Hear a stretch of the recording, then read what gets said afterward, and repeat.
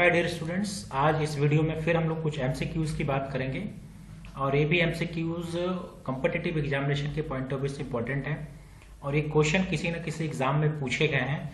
तो कल मैंने 1 से 30 क्वेश्चन का डिस्कशन किया था, फर्दर 31 क्वेश्चन से हम लोग आगे का डिस्कशन करेंगे और देखें क्या क्या क्वेश्चन यहाँ पे आ रहा है। तो पहला क्वेश्चन है यहाँ पे 31 क्वेश्चन कि weight variation limit as per USP for the tablet weight more than 324। अगर 324 से ज्यादा वेट है तो उसका वेट वेरिएशन लिमिट क्या होगा और वो लिमिट आपको याद रखना पड़ेगा 5%। तो यहाँ पे देखें जो टैबलेट का जो वेट्स होता है, जो वेट वेरिएशन लिमिट हो 3 होता है, 10%, 7.5% एंड 5%। ठीक, plus minus plus minus plus minus और ये परसेंट में। ठीक, ये 3 लिमिट होती है। यूएसपी के अकॉर्डिंग देखें तो कहा जाता है कि अगर वेट लेस देन 130 mg है तो वेट वेरिएशन की लिमिट होगी 10%। इसी तरह से अगर वेट जो है टैबलेट का 130 से 324 mg है अगर वेट उसका, तो वेट वेरिएशन की लिमिट होगी 7.5%। और अगर मोर देन 324 है अगर, तो वेट वेरिएशन की लिमिट होगी 5%, इसलिए इसका आंसर हो गया 5%। ये जो लिमिट है यूएसपी के अकॉर्डिंग है। आपको आईपी के अकॉर्डिंग भी लिमिट्स पता होनी चाहिए। आईपी के अकॉर्डिंग क्या कहता है कि लेस देन अगर 80 mg है तो 10%, 80 mg से अगर 250 mg अगर टैबलेट का वेट है तो 7.5%, और मोर देन अगर 250 है तो लिमिट होगी प्लस माइनस 5%। तो आईपी और यूएसपी वेरी करता है। यहां पे इन्होंने यूएसपी पूछा तो 324, ठीक है, 324 के हिसाब से 5% में। क्वेश्चन देखें 32, pathogenic organism milk is killed by. Milk को अगर हम लोग स्टरलाइज करते हैं, माइक्रोब्स को किल करते हैं, तो हम लोग जो मेथड यूज करते हैं वो पाश्चराइजेशन यूज करते हैं। ये सारे मेथड स्टरलाइजेशन के लिए tyndallisation, pasteurisation, autoclaving and dry heat sterilization.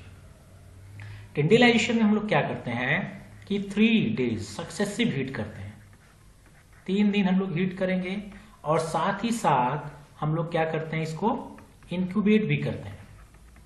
ठीक, और टेंडिलाइजेशन में क्या होते हैं कि स्पोर्स भी किल हो जाते हैं और लिविंग माइक्रो ऑर्गेनिज्म भी किल हो जाते हैं। लेकिन पाश्चराइजेशन में देखें सिर्फ माइक्रोब्स किल होते हैं, स्पोर्स किल नहीं होते हैं। ये डिफरेंस है इन दोनों में। साथ ही साथ पाश्चराइजेशन हम लोग क्या करते हैं कि अपने मिल्क को हीट करेंगे और हीट करने के बाद फिर इसको कूल कर देंगे। हीट किया फिर कूल किया, ऐसे मेथड को पाश्चराइजेशन कहते हैं। और मिल्क को जो स्टेरिलाइज किया जाता है वो पाश्चराइजेशन मेथड से किया जाता है। ऑटोक्लेविंग क्या होता है, just like a pressure cooker होता है, ठीक, जो कि मॉइस्ट हीट होता है। और ड्राई हीट में हम लोग हॉट एयर ओवन यूज करते हैं। तो मिल्क के लिए आपको दिमाग में होना चाहिए कि जो हम लोग मिल्क में ऑर्गेनिज्म किल्ड करते हैं वो मेथड होता है पाश्चराइजेशन। 33 क्वेश्चन देखें next, agent promoting easy bowel evacuation. Bowel evacuation, bowel का मतलब हो गया स्टमक, जीआईटी की बात करते हैं। इवैक्यूएशन का मतलब होता है खाली करना। जीआईटी से कंटेंट को बाहर कौन निकालता है, तो जीआईटी से कंटेंट को बाहर निकालता है लैक्सेटिव। ठीक, लैक्सेटिव हो, परगेटिव्स हो या कैथार्टिक्स हो, ये तीनों का यही काम है। तो लैक्सेटिव क्या करता है, इजी करता है बाउल इवैक्यूएशन को, और इसी को हम लोग कॉन्स्टिपेशन में यूज करते हैं। ठीक, और प्रोटेक्टिव देखें, प्रोटेक्शन के लिए यूज किया जाता है। एंटी एसिड जो एसिड को न्यूट्रलाइज करता है, जैसे डाइजीन। एड्सॉर्बेंट चीजों को एब्जॉर्ब करती है। तो इस तरह से भी क्वेश्चन को हम लोग सॉल्व कर सकते हैं कि ये प्रोटेक्शन का काम करेगा, ये एसिड को न्यूट्रलाइज करेगा, ये एब्जॉर्ब करेगा। तो ऑप्शन हमारा लैक्सेटिव होगा अगर हमें क्वेश्चन समझ में ना आ रहा हो।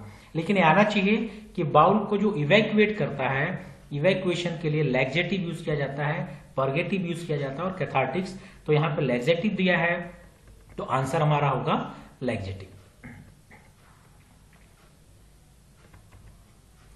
नेक्स्ट क्वेश्चन हमारे पास है, morphine, codeine and thebaine is contain in.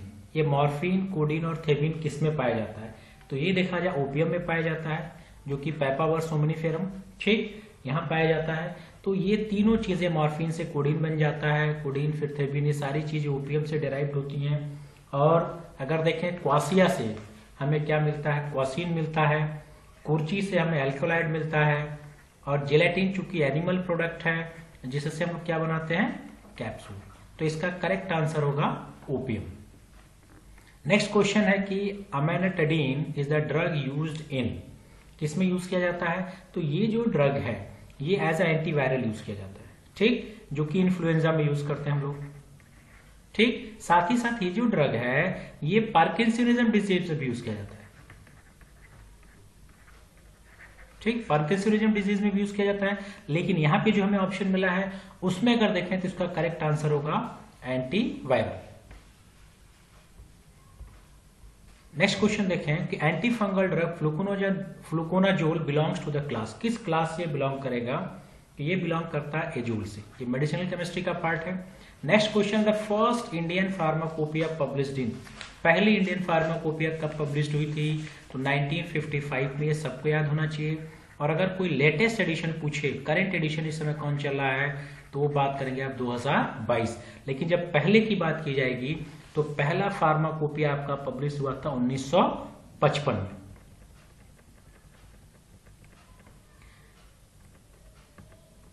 Next question है रेनिटिडीन इज रेनिटिडीन क्या है? तो रेनिटिडीन देखें, ये रिड्यूस करता है गैस्ट्रिक एसिड को, ये रिड्यूस डिक्रीज करता है गैस्ट्रिक एसिड सिक्रीशन को कम करेगा, वॉल्यूम को कम करेगा, यानी एसिडिटी में यूज किया जाता है। और इसका एग्जैक्ट जो क्लास है वो H2 एंटागोनिस्ट है।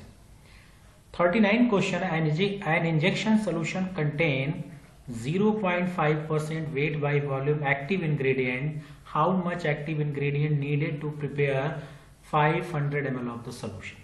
ये मेट्रोलॉजी का क्वेश्चन है और उसमें भी परसेंटेज सोल्यूशन का एक क्वेश्चन है। ठीक, तो यहाँ पे कहा गया 0.5%। अब ये चीजें आपको परसेंटेज सोल्यूशन अगर आएगा तो आप इस क्वेश्चन को बड़े आसानी से सॉल्व कर लेंगे। तो ये जो 0.5% वेट बाय वॉल्यूम है, इससे हमें क्या चीजें मिलती हैं कि ये जो परसेंटेज सोल्यूशन है कि जो 0.5% है, ठीक, ये ग्राम, क्योंकि W ग्राम में डिनोट होता है और वॉल्यूम ml में डिनोट होता है, और टोटल क्वांटिटी 100 के लिए दी जाती है। तो यहां पे इससे ये निकला कि 0.5 ग्राम, ठीक, एक्टिव इंग्रेडिएंट कितने के लिए दिया है? 100 के लिए। ठीक, तो ये जो क्लियर हो गया इससे हमको कि 0.5 ग्राम कितने के लिए दिया है? 100 के लिए। ठीक, पूछ कितने के लिए रहा है? 500 ml के लिए। तो इस क्वेश्चन को बड़े आसानी से आप सॉल्व कर सकते हैं। 0.5 डिवाइडेड बाई 100 मल्टीप्लाई बाई 500, 500 के लिए बनाना है आपको। ये कैंसिल हो गया, ये हो गया 2.5, तो हमारा आंसर हो गया 2.5 ग्राम। ठीक, तो इस तरह के कोई भी क्वेश्चन अगर आपको आते हैं परसेंटेज सोल्यूशन में, तो इससे जो वैल्यू डिराइव होती है तुरंत क्लियर होना चाहिए कि जो वैल्यू दी गई है वो कितने के लिए दिया गया है? 100 ml के लिए। अब आपको अगर 100 ml के लिए पता चल गया तो आसानी से 500 ml के लिए आप कैलकुलेट कर सकते हैं। तो इसका आंसर हमारा हो गया 2.5 ग्राम। थोड़ा सा इस क्वेश्चन में भी ध्यान देना होगा कि अगर ये लीटर में दिया हो, तो अगर ये लीटर में दिया होता तो इसको पहले कन्वर्ट करते हम लोग ml में। ये इंपॉर्टेंट चीज है, कभी कभी यहाँ पे लीटर लिखेगा, आप सीधे मल्टीप्लाई करेंगे, आंसर आपको मिल जाएगा। लेकिन आपको ध्यान रखना है कि पहले लीटर से हमको किस में कन्वर्ट करना होगा? मिलीलीटर में। नेक्स्ट क्वेश्चन देखें, express 0.02% as a ratio strength. ये भी परसेंटेज सोल्यूशन का पार्ट है। 0.02 को रेशियो में रिप्रेजेंट करना है, परसेंटेज है, तो इसको भी हम लोग कैसे लिखेंगे? 0.02 कितने के लिए दिया गया है? 100 के लिए। कितने के लिए? 100 के लिए, पहले बता चुका हूं। तो इसको इस तरह से भी लिख सकते हैं, 2 डिवाइडेड बाई 100। अब ये दशमलव के बाद 2 है तो यहाँ 2 0 हमने बढ़ा दिया, 2। और ये अब हमको इस तरह कोई आंसर है, अब ये हम लोग इस तरह से भी कह सकते हैं 2, लेकिन इस तरह का कोई ऑप्शन यहाँ पे नहीं मिल रहा आपको। तो हम क्या करेंगे? इसको और सिंप्लीफाई करेंगे। सिंप्लीफाई करने के लिए 2 1 जा 2, और फिर इसको डिवाइड करेंगे 5। ठीक, तो ये हो गया 1:5,000। अभी ऑप्शन में है 1:5,000। ठीक, तो ऑप्शन मिल गया हमको। इस तरह से क्वेश्चन को सॉल्व कर सकते हैं हम लोग। Eugenol is contained in, eugenol किस में होता है? यूजिनॉल देखें क्लोव में होता है। कैप्सिकम जो मिर्चा, इसमें कैप्सिसिन होता है। कार्डामम एंड कोरिएंडर मसाला है जिसमें क्या होते हैं? वोलाटाइल ऑयल होते हैं, वोलाटाइल ऑयल्स होते हैं। ठीक, तो ये जो यूजिनॉल मिलेगा ये हमको मिलेगा क्लोव में, यूजीनिया कैरोफाइलस। नेक्स्ट क्वेश्चन देखा जाए। नेक्स्ट क्वेश्चन है कि tuberculosis is diagnosed bye, tuberculosis को किससे डायग्नोज किया जाएगा? तो ये क्वेश्चन बहुत ही इंपॉर्टेंट क्वेश्चन है और इसके लिए हम लोग यूज करते हैं, वो यूज करते हैं मॉन्टेक्स टेस्ट। अब इसमें और जो टेस्ट दिए हैं उसको भी देख लें क्या होंगे। बिडाल टेस्ट, ये टाइफाइड के लिए यूज किया जाता है। एलिजा टेस्ट, जिसको हम लोग बोलते हैं एंजाइम लिंक्ड इम्यूनो एसे, ठीक, और ये एंटीबॉडीज को चेक करने के लिए यूज करते हैं। कॉन्टेक्स्ट टेस्ट में क्या करते हैं कि पीपीडी ट्यूबरकुलिन ये 4 आर्म में, इसको इंजेक्ट करते हैं और इंजेक्ट करने के बाद फिर इसको ऑब्जर्व करते हैं और उस बेसिस पे बताते हैं कि ट्यूबरकुलोसिस है कि नहीं है।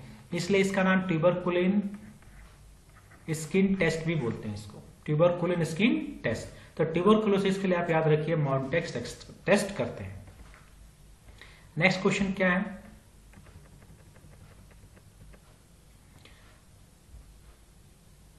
क्वेश्चन है कि one of the following is communicable disease. Communicable disease का मतलब होता है वो डिजीज जो पर्सन टू पर्सन फैलती है, एक पर्सन से दूसरे पर्सन को, जिसका बेस्ट एग्जांपल आज के डेट में कोविड है। Covid is also communicable disease, ठीक, कोविड भी कम्युनिकेबल है 1 पर्सन से। अब इसमें देखा जाए कौन सी ऐसा चीज है जो एक पर्सन से दूसरे पर्सन पे फैलती है, तो वो है फाइलेरियसिस, ठीक।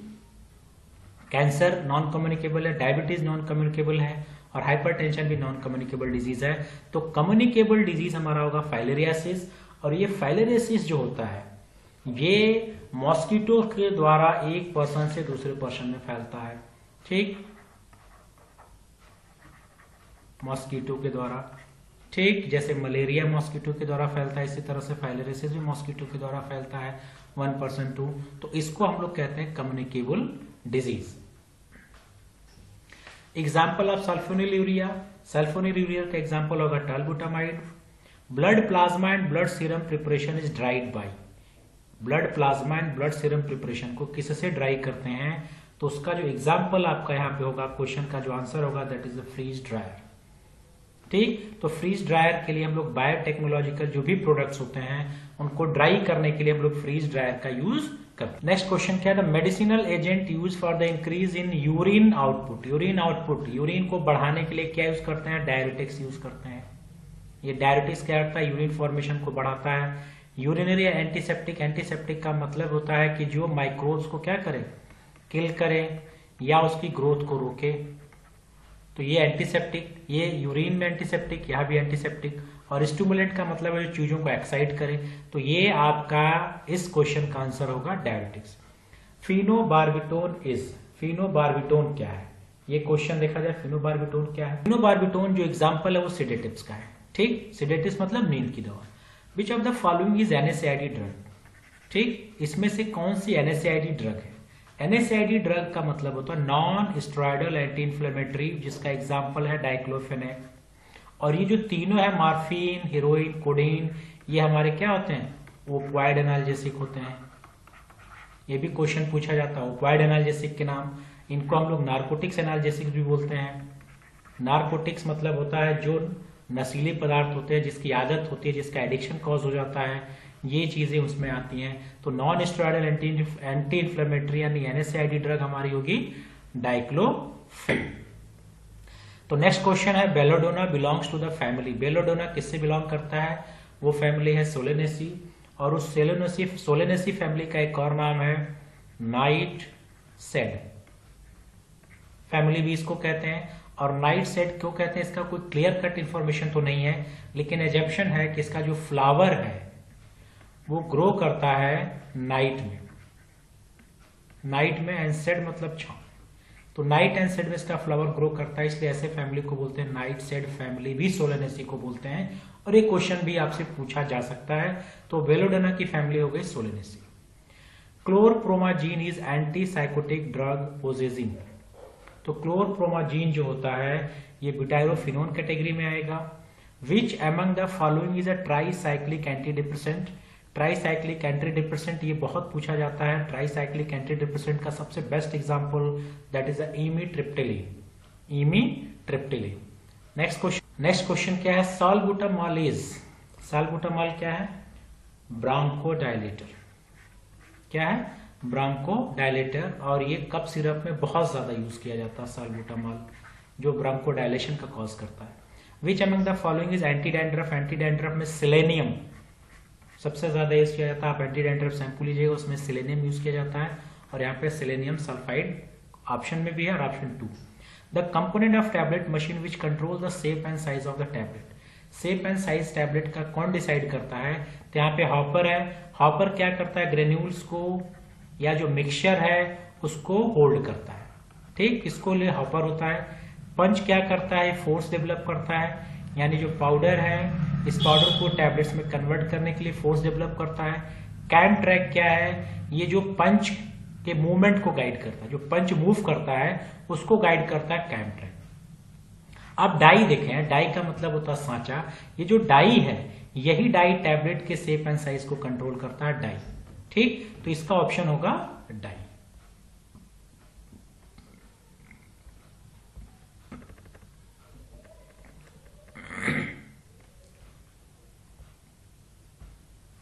नेक्स्ट क्वेश्चन देखा जाए, कैलामाइन क्या है? तो कैलामाइन जिंक ऑक्साइड, तो बेसिक जिंक ऑक्साइड इसका पहला ही ऑप्शन होगा, जिंक ऑक्साइड। और कैलामाइन लोशन जो हम लोग बनाते हैं उसमें हम लोग कैलामाइन यूज करते हैं और ये जिंक ऑक्साइड होता है, और जिंक ऑक्साइड एंटीसेप्टिक का काम करता है, ठीक। इसलिए कैलामाइन भी क्या होता है? एंटीसेप्टिक होता है। Vitamin tablets are generally formulated as, vitamin को किस में फॉर्मुलेट करेंगे? ठीक, हाइपोडर्मिक में करते नहीं है, सबलिंगुअल में भी नहीं करते हैं, इफरवेसेंट में भी नहीं, तो हम लोग इसको ज्यादातर विटामिन को च्यूएबल टैबलेट्स में बनाते हैं, ठीक है। अब देखिए नेक्स्ट क्वेश्चन है सिप्रोफ्लॉक्सासिन। सिप्रोफ्लॉक्सासिन इज किस ये ड्रग होना चाहिए था? तो ये देखें इसका ऑप्शन सेकंड होगा, क्विनिलोन। ये देखिए लोन है, लीन नहीं होगा, क्विनिलोन्स ड्रग, ये सिप्रोफ्लॉक्सासिन का आंसर होगा। नेक्स्ट क्वेश्चन देखें, the crude drug with Latin name Withania somnifera. Withania somnifera को हम लोग अश्वगंधा बोलते हैं। तो अश्वगंधा है जिसकी फैमिली हमारी होगी Solanaceae. One of the following is volatile oil content. तो मैंने इसके पहले बताया था कि जितने भी मसाले हमारे पास होते हैं वो सारे वोलाटाइल होते हैं, जैसे कोरिएंडर हो, कार्डामम हो, डिल हो, फेनेल हो।